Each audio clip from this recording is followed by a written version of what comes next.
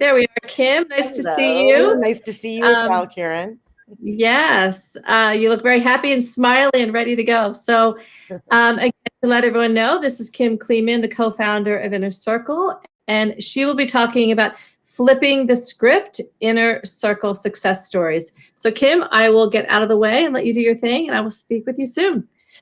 Fantastic. Thanks, Karen. And hello, everybody. I'm so glad to be here today.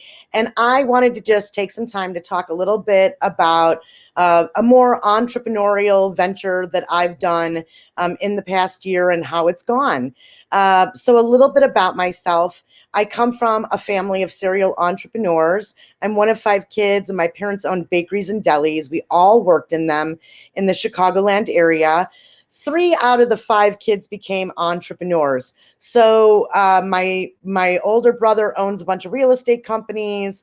I have a business coaching business called the Accelerate Successfully, and my sister Joy Poley has a recruitment company called Strategic Talent Resources. So around June 2018, my brother and I were exiting out of a tech accelerator that we built called Elm Spring. It was a real estate tech accelerator. We built it here in Chicago around 1871, which is a big, founder tech, hub here in Chicago. And I didn't really know what to do with my network and everything that was happening. And my brother and sister encouraged me to put together the Inner Circle. And the idea behind the Inner Circle when we started it was that I really wanted to get my favorite power partners, my favorite people that I referred all the time into one group, and give us the opportunity to build an ecosystem that we could refer business off of. So that sounds pretty normal. As for those of you that are out there networking, especially in a big city like Chicago, there's a million of these. You could, go to any major event location and find a ton of people putting on networking events, even for free. Our challenge was that we were trying to build something special where deals were actually getting done. We were able to market our small business owners and their small businesses out. And from 2018 to 2020, my sister Joy and I put on about 38 in-person events a year. That's right, 38. We would do a monthly happy hour, a leadership lunch and learn, in which we'd put one of our members in at the luncheon and speak on an expert topic. We developed a summit that we did twice a year in person. And I will tell you that, it was a struggle to grow, to convince people to be in our network, to pay us for this membership that we were building out, which involved connections and other things. And when March 2020 hit and Chicago went into lockdown, I received a phone call from my brother, and he said, "Well, what are you going to do?" I said, "What do you mean?" And he said, "Well, what are you going to do? I mean, you're a business coach, and most people are not going to be able to afford business coaches right now. They're going to barely be able to handle their businesses. And you run an event business, and there's going to be no events. I think everything's going to fall apart." And I smiled to myself because I had already thought about this. We had already been planning for these kinds of situations. So my first tip to all of you out there who's looking to build virtual communities or any communities is, number one, to think about the economic life cycle. So you've seen the things can go sideways. We can have a pandemic and we still have to be able to operate our businesses. So within one day, because we'd already been planning for some virtual events, we had some members that had been moving outside of Chicagoland area, and we really wanted to make sure that they felt included. And so I already had, as my teenagers called it, Zoom Unlimited, which was basically that I had a waiting room and I didn't have all the problems that everybody else had because I was already working on those things. And we just basically took the entire business model and flipped it online. We started to hold our happy hours once a month online. We started to do our lunch and learns online. We've held now 3, and we will be doing a 4th summit online as well. So the virtual thing was more out of necessity, as I'm sure for all of you, trying to figure out how you take what you do best and move that into an online community was definitely a challenge. It was one of the biggest challenges that I've ever faced. So that's how we started. Um, Let me tell you how it's going. We are now across 18 states. We have had more deals done within our network during the most challenging economic times that I've ever seen done in a network before. We stopped counting after $250,000 worth of deals done. And then something even more special happened, which is that during the George Floyd murder and the Black Lives Matter movement, my sister Joy and I took a look at the inner circle, and she's an HR professional. And I said to her, you know, we really have to look at ourselves here. We're a Chicago-based network, and are we truly diverse? We are not. We are not even indicative of our own communities, let alone countrywide, nationwide, a diverse group.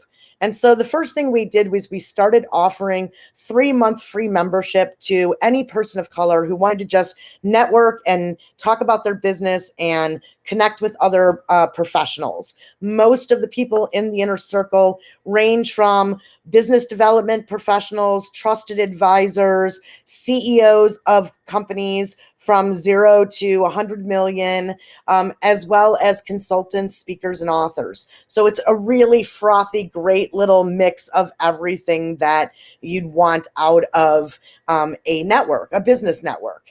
And so we started to take a look at how we were going to do this. And so we started to put a call out. We called it the Rise Up and Shine Initiative. We launched it at one of our summits at the breakfast portion and said, hey, we need to be better at this, and we're working on this, and we are out there, and the inner circle wants to be better. We're virtual. This can be for anybody. And so we started to bring in members from everywhere, all over the country, all over the world, around what it is that our mission was, which was to positively impact small businesses. And that's something that my sister Joy and I take very seriously. We work really hard to make sure that our members are connected online regularly.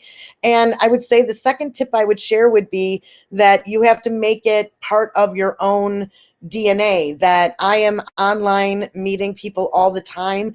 I'm bringing the energy across the airwaves. And just like television or just like anything else, you can utilize this little box that we have to bring forward good intentions, great ideas, and solutions to business owners' problems. So that is one of the things that Joy and I really focused on. What happened out of that was that our members started to call us and say, hey, we have an idea. What if we were to try and impact impact the communities we live in positively? Would you be open to an initiative? And out of the Rise and Shine Breakfast, the Rise Up initiative was born. It's member led. And basically we work with nonprofits that are looking to up level job skills for single mothers and fathers. We are looking to provide resources and hiring. We are basically, through the inner circle, building a pipeline of people to train, to build people's brands, to get them mock interview questions, and then to get them hired into a job that's going to lift them up. Joy and I couldn't have thought about that ourselves. We wouldn't have come up with that. And part of building an online community, or any community, is giving your members and your tribe the space to make it their own. And I think that that's one of the best things that's come out of the inner circle. So with us flipping the script and bringing it online, we have been able to reach more people. We, of course, do a ton on social media in order to draw new prospects in. We have been upgrading our marketing and our branding in order to try and accommodate the fact that we went from being a Chicagoland local network to being a national brand. I'm not sure that I've really paid attention much to competitors or those who are also building communities. A lot of our members actually have their own communities, and that's kind of the point, is that we all bring our own networks to the inner circle and we can refer business out. So our biggest challenge in all of this was that we used to do so much in person, and it was so easy to say, oh, Susie, meet Johnny. You two need to talk to each other, and let them hit it off and learn how to build trust and start to refer each other and maybe even hire each other for business. And so one of the things that we did was we developed, we have 4 different levels of membership. We have a silver membership that is for people that are just starting out.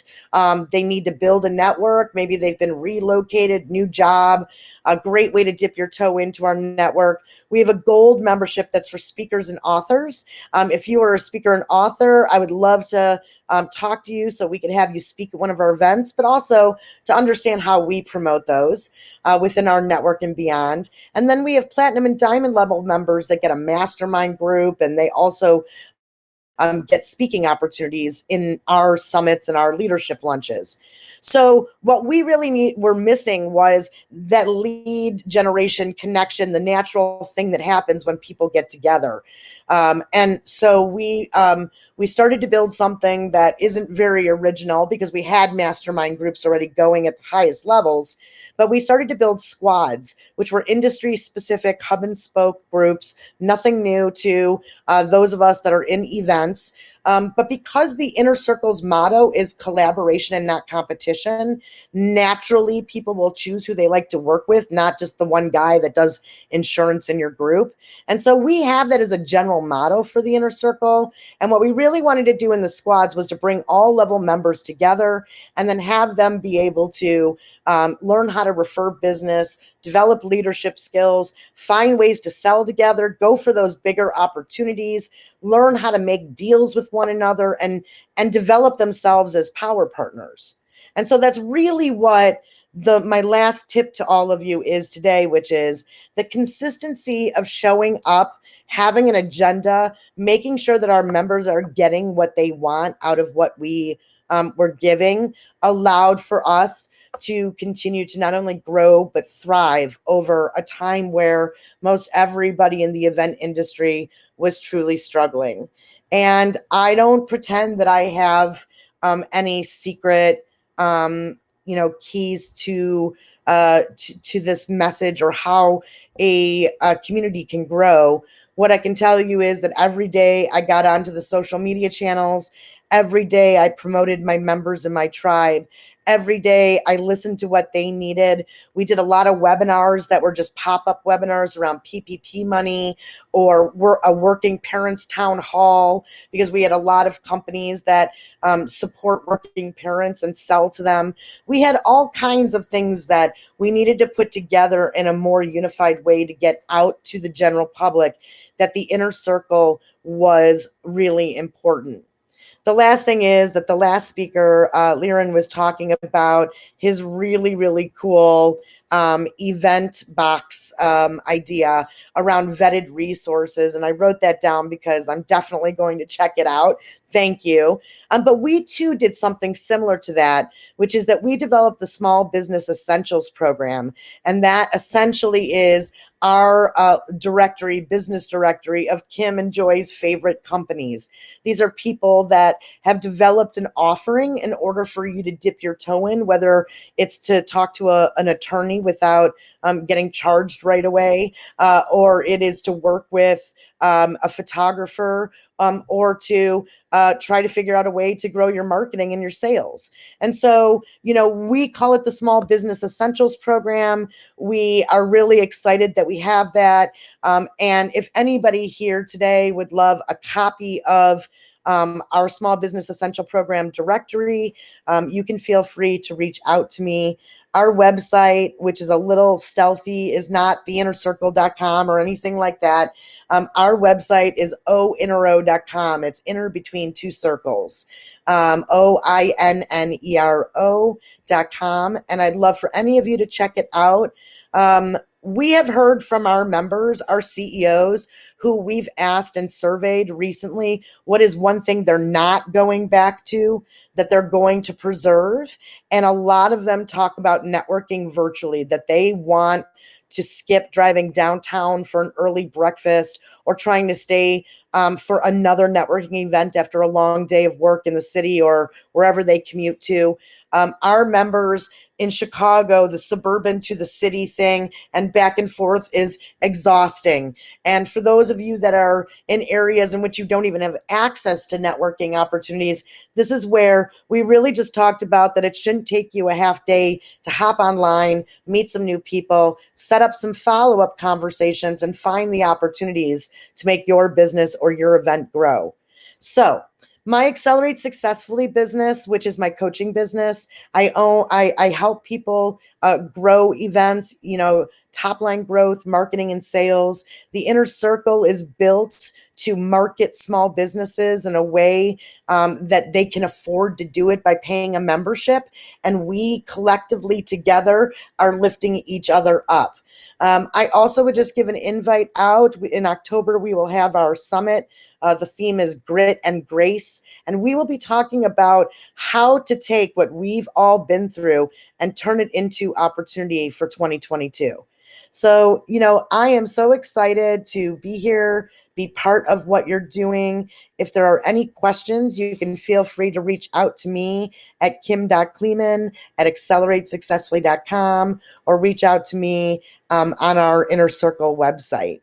I am happy to answer any questions about the ways that we did things or answer any questions about how you too can survive through taking your business online and making it work for you. Kim, I would like to ask you a question. You mentioned how something that is really big and that people seem to really be sticking to, particularly in the Chicago market, and I'm sure it's very similar, be it Philadelphia or New York, when you have that suburban to city commute, as many people do, on a networking basis, is it really worth spending, like you said, a half a day to come in and go out? So I'd love to hear a success story of a networking event. Like, is there a particular style or, finding more success in the breakfast meetups or the virtual wine after work, or, what are some of the parameters of the design or the essence of the event and that made some of these so successful? It's a great question, Karen. And let me tell you, part of what I look back on running 38 events in a 12-month calendar is that I personally was exhausted trying to convince people that it was worth it to come into the city or worth it to come into the suburbs, or that they weren't going to get to see their kids, and put them down for bed, or whatever was important to people, walking their dog, working out. in the book, right? I don't drink, all those things. I think our happy hour agenda translated really well online. It's a very specific format. We start with everybody as they're coming in, and we use a Zoom room, but I love the fireworks and what Sarush has built format as well. But we have people put into chat all of their contact information so that if you have to hop off, you just can download everybody's info. And then we do a speed networking style. Then we have one of our members who leads a discussion on a themed question. And we open up the discussion for everybody to kind of pop in about, like, do you ever feel lucky, or what's the best opportunity you've ever done? Something that just gets everybody working together. And then on the same page. Yep. And then about 20 minutes of breakout rooms where we take that theme a little bit deeper, and I pose some questions and break everybody into breakout rooms. And then we hold the best for last, which is the prize wheel. If you have not used some of the randomized fun things, if you don't know a math teacher, they will use all kinds of wheel of fun, and you put everybody's name in and give away prizes at the end. But we've been able to keep almost 80% of our attendees from the time they sign on for that entire hour and a half till we do the prizes. Got it. Keep them there. Well, that's something we all can take with us. Some of those tidbits, keep it engaging, keep it fun. I'd love to chat more, but unfortunately we got to keep going because we have a fireside chat up next. But thank you, Kim. A lot of great pearls of wisdom to share there. I appreciate it.